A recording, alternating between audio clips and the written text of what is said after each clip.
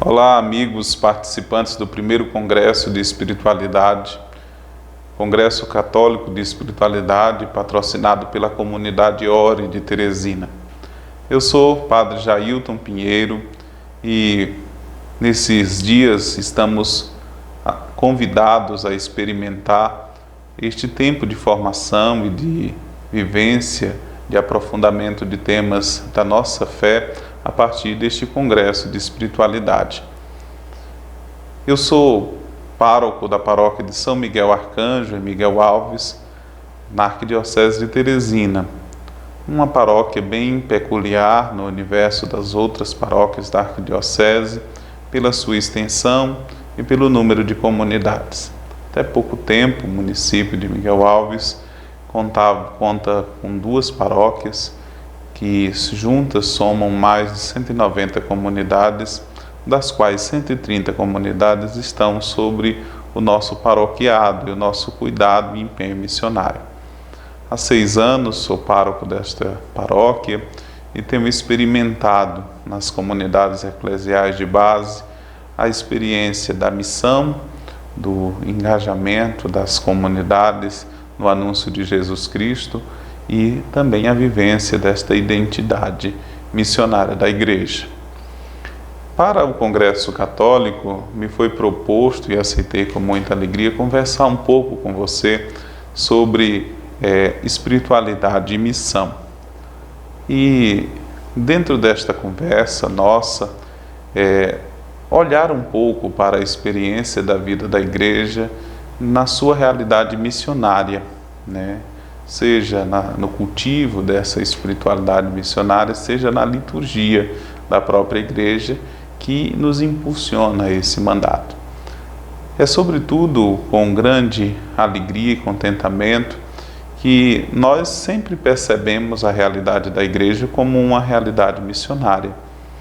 E é importante conceber sempre a Igreja como essa comunidade missionária, desde a sua fundação.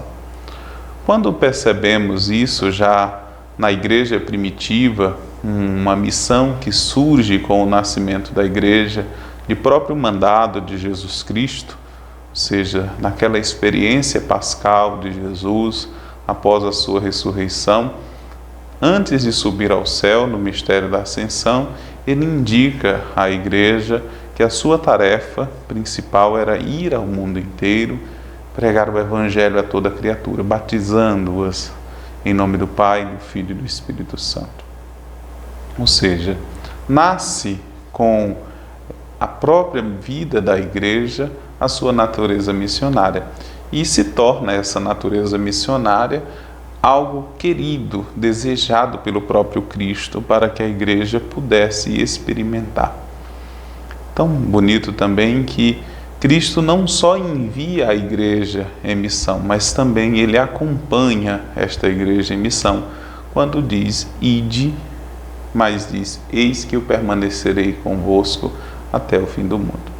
Então nós temos aí já uma identidade principal da Igreja como essencialmente missionária, um desejo profundo do Cristo fundador, como uma realidade para a qual nós somos chamados e enviados pelo seu próprio desejo, e nós temos um campo, né, para onde nós somos enviados e dirigidos, ou seja, nós somos enviados para o mundo inteiro, para todos os povos, para batizar e anunciar o Evangelho a toda criatura. Quando nós também tomamos os livros dos Atos dos Apóstolos, ali na experiência da Igreja primitiva, nós também vemos a experiência de Pentecostes, que mostra a natureza da Igreja pela ação do Espírito Santo como anunciadora das maravilhas de Deus nos povos que ali estavam. Medos, elamitas, habitantes do Ponto, da Ásia, né, de toda gregos, prosélitos e de toda a região que se encontravam em Jerusalém ouviram, né, as maravilhas do Senhor em sua própria língua. Uma indicativa de que o Espírito Santo também suscita e realiza na nossa vida a identidade missionária. Espiritualidade e missão caminham juntas nessa dinâmica que brota da nossa experiência com o Cristo no Espírito, a nossa própria disposição em anunciar este Evangelho e ser presença no mundo. Com o passar dos anos, a Igreja, sempre consciente de sua missão e do envio que precisava fazer, a sua própria vida, a sua própria liturgia, a sua própria experiência com o passar dos anos, foi fazendo essa Igreja se espalhar.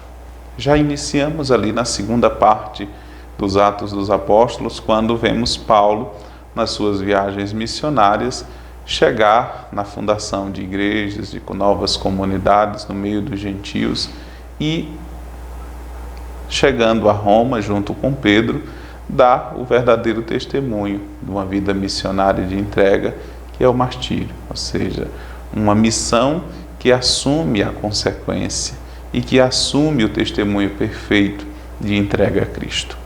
Vemos uma igreja que começa a se tornar presente no mundo e ser também notada como comunidade de salvação, como vida doada a partir deste mistério de anúncio do Cristo. Com o passar dos anos, a igreja tomou muitas formas o que significava a palavra missão. Por um longo período, a missão era a conquista dos novos povos, a catequização, era entendida pelas ordens, pelos os frades, pelos jesuítas, como um exercício de salvação de almas, ou seja, um desejo de que essas almas conhecessem Cristo, assumissem a Igreja Romana e vivessem essa experiência de fé na implantação do catolicismo também para os povos que iam sendo descobertos ao redor da Europa. Sobretudo nos novos continentes e nessas realidades. Com uma igreja já praticamente universal, presente em quase todos os povos do mundo, mesmo embora ainda tenha uma dificuldade de evangelização em muitos países, a igreja abre também o questionamento sobre a evangelização aonde os povos já foram, de certa forma, catequizados. Surge a necessidade da nova evangelização e a redescoberta dessa essência missionária, que não é somente uma missão para fora, ou seja, não é somente uma missão que a igreja chama ad gentes, mas também uma missão ad intra, ou seja, uma missão interna, que significa voltar para si mesmo e anunciar essas maravilhas de Deus dia a dia, né, dentro das comunidades, a tornando missionária, a tornando presente e, sobretudo, fazendo com que essa consciência seja permanente, né, e duradoura. Nisso nós chegamos nas conclusões do Vaticano II, que as exortações apostólicas, né, tanto a Evangelii Gaudium, tanto a Lumen Gentium, como também a Gaudium et Spes e outras porções nos vários documentos do Vaticano II, introduzem uma imagem de igreja, né, essencialmente missionária, né, uma missão como desafio constante para a espiritualidade e para a vivência da própria fé, se tornando um paradigma da igreja, ou seja, não pode existir uma igreja que não seja missionária e não existe missão que não brote essencialmente da natureza da igreja, né? A vida sempre vai ser missão, a igreja sempre vai ter um lugar e um povo que precisa ser recordado das maravilhas do Senhor com dinamismo, com ousadia, com criatividade, com alegria, ora resgatando a espiritualidade, ora implantando no coração dos homens esse sentimento cristão, e nós vamos encontrando esta realidade presente no Vaticano II, nos documentos também do CELAM para o nosso continente, culminando com a Aparecida, discípulos missionários de Jesus Cristo, e agora, sobretudo, com as exortações do Papa Francisco, sobretudo o Evangelho Gaudium, da qual eu fiz referência há pouco, nesse sentido de ser esta alegria, de redescobrir essa alegria.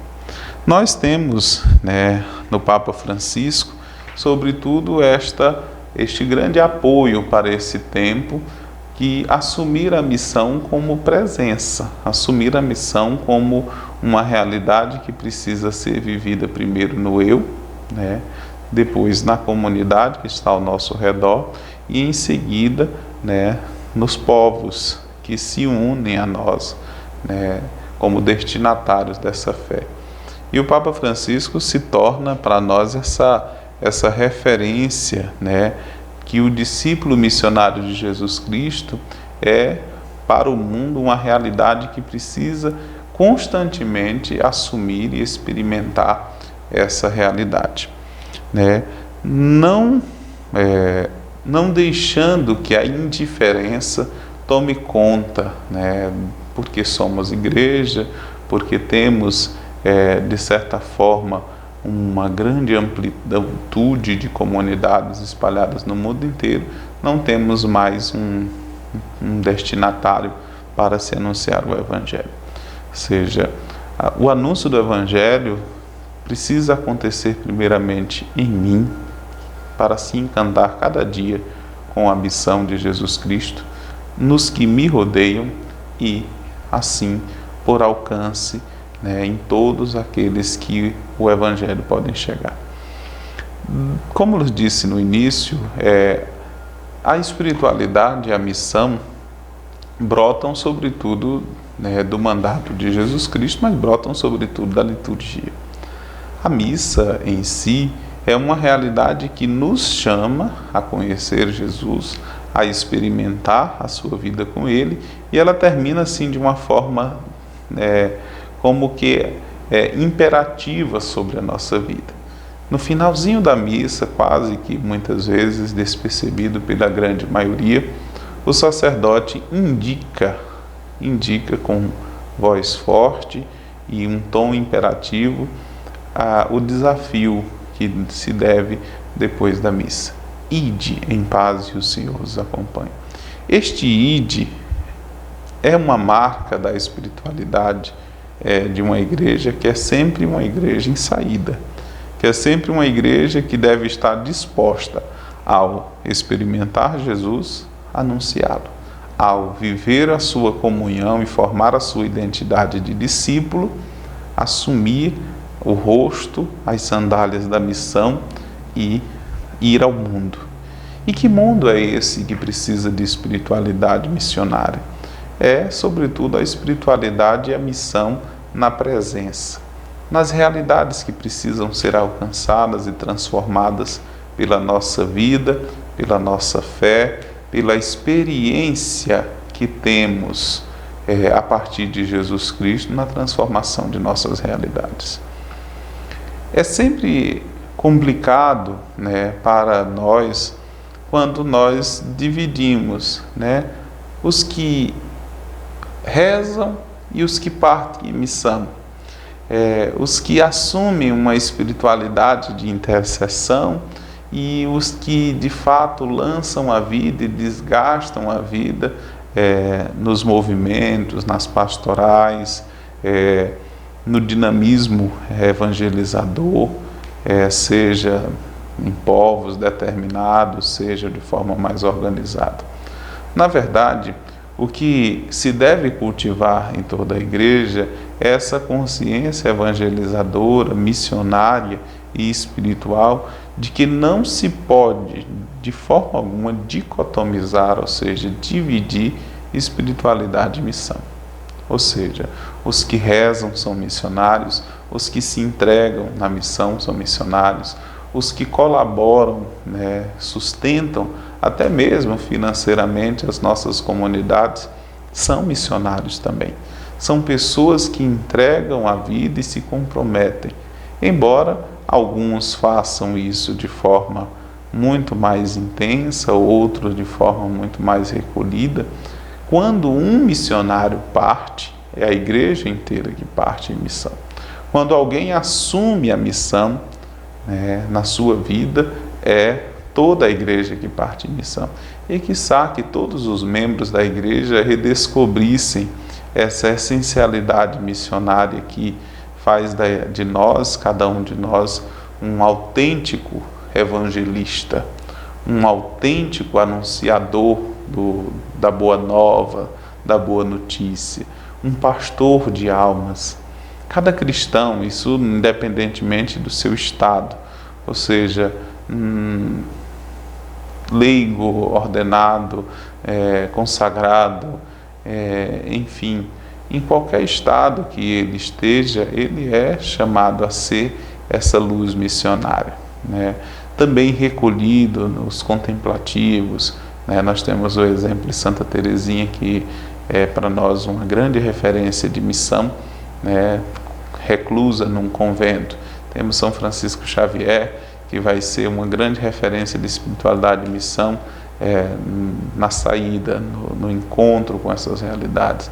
Nós temos São Francisco de Assis, que o pobrezinho de Assis, naquele contexto, né, próximo da sua vida, anuncia o Evangelho, né? E vamos ter Dulce dos Pobres, né, Teresa de Calcutá, sendo missionário nas obras sociais, nas obras de caridade. E vemos o Papa Francisco sendo um grande missionário no munus, né, do seu papado, no seu papel e na sua missão dentro da igreja.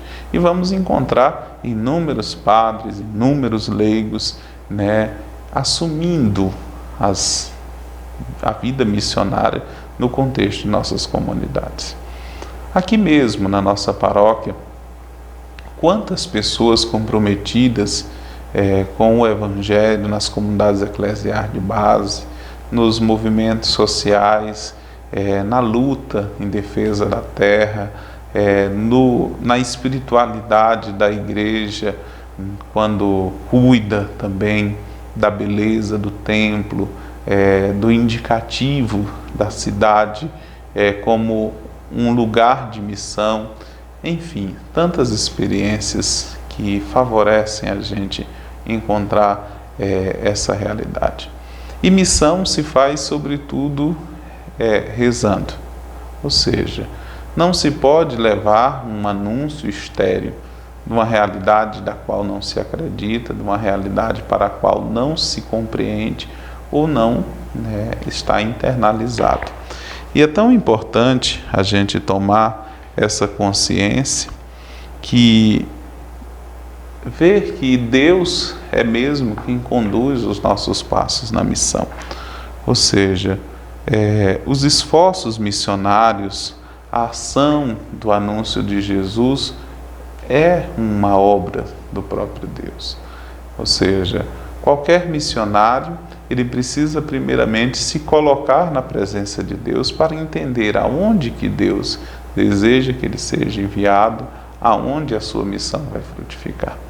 O Salmo 127 vai dizer, né? Se o Senhor não construir a nossa casa, inútil será, né, o cansaço dos construtores. É muito bem isso. A missão, ela parte dessa escuta, né, do apelo de Deus, passa pela iniciativa nossa em assumi-la e deixarmos ser conduzidos no mundo até o objetivo final de toda a missão, que é anunciar as maravilhas de Deus e de seu Evangelho ao mundo, ou seja, a pessoa de Jesus Cristo. Fazer com que as pessoas experimentem essa alegria de conhecer a Cristo e também assumam o engajamento desta missão e se tornem, né, comprometidos com essa realidade. Então, é importante, meus queridos, vocês que estão acompanhando este Congresso Católico de Espiritualidade, dentro da dinâmica de tantos conteúdos que esses dias vão sendo propostos para nossa reflexão, nosso crescimento espiritual, tomarmos consciência de que a missão se faz, sobretudo, de joelhos. Ou seja, quando a gente entende que cultivando a nossa espiritualidade, a nossa intimidade com Jesus, nós vamos descobrindo que não podemos estar cercados, fechados, que a casa precisa, de certa forma, ser aberta e as maravilhas irem para o mundo. Uma imagem muito bonita, e isso fala muito a comunidade Ore, que organiza esse congresso católico, é a imagem de Pentecostes. Como o sopro do Espírito bate sobre os discípulos reunidos no cenáculo e como ele empurra este anúncio, essa missão para fora do cenáculo.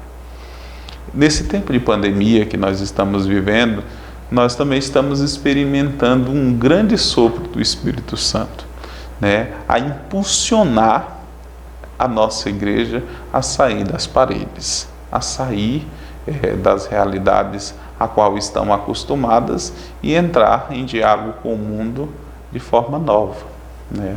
Hoje, este encontro, essas redes sociais, a igreja digital, online, presente ao redor do mundo, e o alcance que essa mensagem pode chegar. Nesse momento eu posso estar falando com você de qualquer lugar deste país ou até mesmo fora dele, assumir novas propostas, assumir novos caminhos para esta missão. Então, estamos vivendo um novo Pentecostes, que impulsiona a gente a descobrir a espiritualidade e impulsiona a gente a assumir a missão. E talvez seja aqui neste Congresso Católico de Espiritualidade, primeiro congresso organizado pela comunidade Ore, que essa realidade venha convidar você a assumir de fato o seu batismo, a sua missão. Vamos rezar e pedir que o Espírito que sempre acompanha a igreja e impulsiona a cada um de nós a assumirmos com vigor o mandato missionário, nos ajude a viver nesta missão.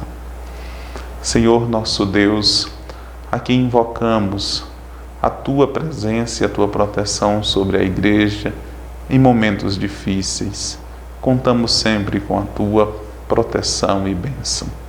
Desejamos, Senhor, estar sempre comprometidos a corresponder com a vida, na nossa espiritualidade e missão, o apelo de sermos discípulos de Jesus, o vosso Filho, até os confins da terra.